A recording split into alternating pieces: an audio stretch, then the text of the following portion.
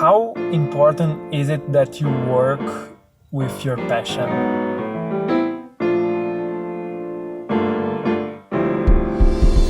That you do what you love to do. And in my story, this is not the common answer where I would say you should do what you love to do and throw yourself 100% at it. Of course, if you're blessed with the capacity of being able to do that, that's great, but it just didn't happen for me. Not because the things I love to do were really hard to succeed in, which they were, but mainly because I cared so much about the outcome. When I was on my early 20s, I lived as a musician, a professional musician for a few years, and I cared so much about the outcome that I burned out. One of the worst burnouts I had in my life was when I was living as a musician. And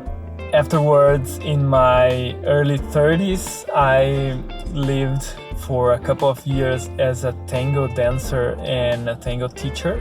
I had a tango school, and that was also one of my worst burnouts in my life. And part of it is because the market in the arts, any artistic endeavor is harder because of the market, especially where I come from in Brazil. But most of it is because I cared too much. I couldn't have a sense of detachment from the art itself. I value so much doing great work when it comes to music, when it comes to dancing, that I couldn't give myself the time I needed to develop it, because I put too much pressure by needing to support myself. And I think one of the reasons I often succeed, more often than not succeed in tech businesses, is that I don't care too much. Being frank, when I start a startup, when I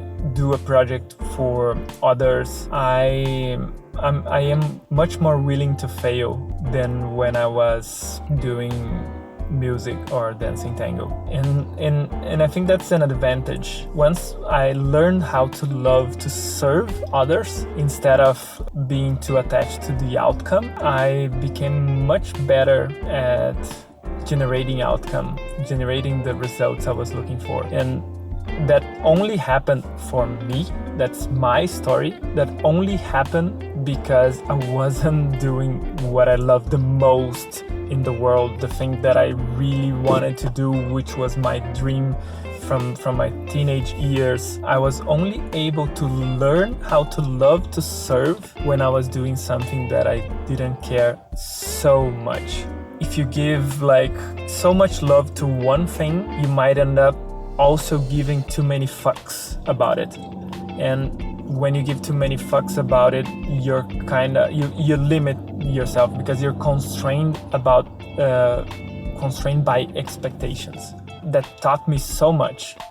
Right now, I think if I were to do some artistic endeavor, if I were to start a project, a music project, dancing, anything in the arts, I think I would use what I've learned by serving others on the tech environment to not give so many fucks about the result, to be able to risk failing much more. So that's something I want to share with you, because you might be trying at this moment to support yourself via the thing that you love the most to do.